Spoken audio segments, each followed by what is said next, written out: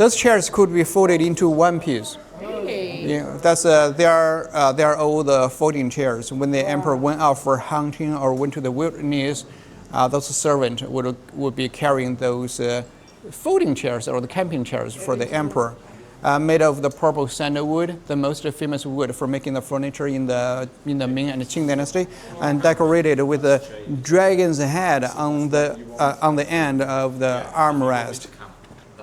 That's the original camp chair. Can you believe it? Yeah, the original. Yes. The one over here, there's another beautiful chair, which is very different from these two. And that one is made of the deer antler, because the hunting is a part of those Manchurian people's daily routine back in the day. Even they took over the country, they still maintain this activity as their weekly or monthly routines. So that one. For the prince or something? No, this one for the emperor as well. The larger one, smaller one. So that one was actually hunted by this famous emperor Kangxi in the Qing dynasty, who ruled the country for 61 years. His grandson, the Emperor Qianlong, had people manufacture that deer antler throne for commemorating his grandfather.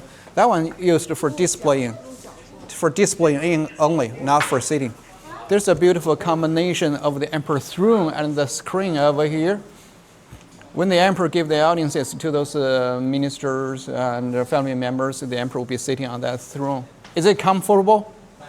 No, not at all. Even though they put a cushion, a pillow on it to make them feel a little bit better, but the comfort is never been their first priority. The first priority is in a good posture, good look, good position, rather than being comfy, which is made by the Huanghuali wood, the type of the rosewood, the most famous wood for making the furniture back in the Ming and Qing dynasty, which is also decorated with the beautiful ivory-made clouds, towers, and the bridge. And the mountains and trees are made of the chicken wing wood. Chicken wing wood is type of redwood.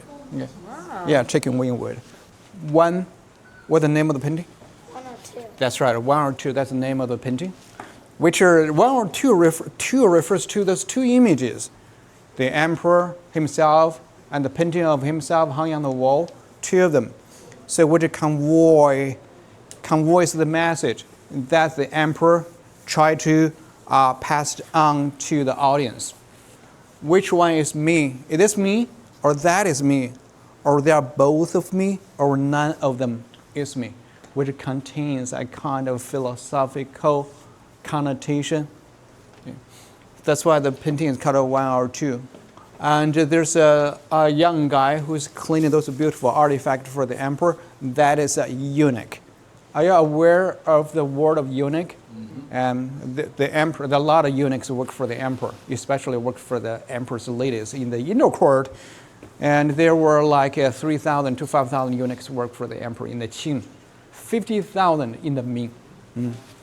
So that's a little eunuch, and the emperor is writing something on the book, and there's a beautiful table.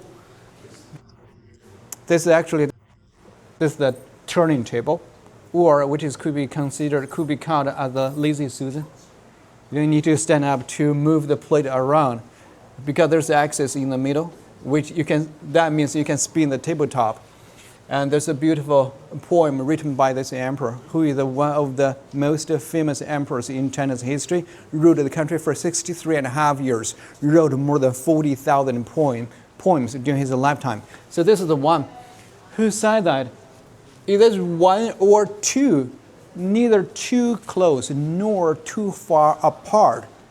When it comes to the Mohism of the Confucianism, no need to over-worry and overthinking. That's the emperor's perspective towards the different beliefs back in the day. Mohism and Taoism, or Confucianism, are the most popular philosophies practiced by our people back in the day. So who said that when it comes to the different beliefs, you don't need to over-worry and overthinking about which one we're supposed to take. Just make the most of each different belief, rather than kick them away. So that's what the emperor said about that painting. The original painting. No, this is the original painting that's still kept in the Forbidden City. Actually, there are 5 of them. This is one of them. Not for public. Wasn't there already a palace here built by Kublai Khan? That's right. That was destroyed. Okay. Is there any sort of remnants of that? Any evidence of it still, or is it just completely gone? There's only one remnant bridge survived in the Forbidden City, which was established during the Kublai Khan period from the previous dynasty. And most of the buildings were taken down and replaced by the current Forbidden City. So Mongolian Forbidden City was actually right on this side during the 13th century. Let's take a look of more bats in this area.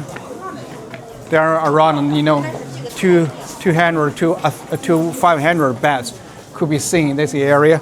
Look, what is this? This is the bat. Okay, this is the bat as well, and this is a metaphor. This combination is actually a metaphor. There's a bat, and there's a copper money. Copper money pronounced. How do you say money in Chinese? Qian. Qian. Very good.